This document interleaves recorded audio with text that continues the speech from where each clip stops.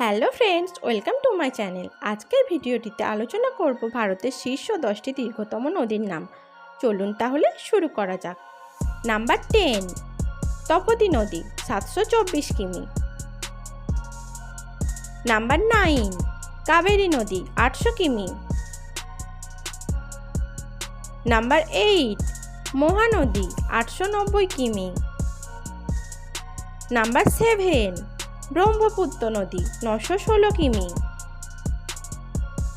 Number 6, Indus নদী, 1114 কিমি।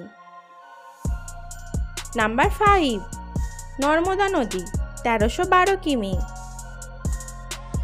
Number 4, Jamuna নদী, 1376 কিমি।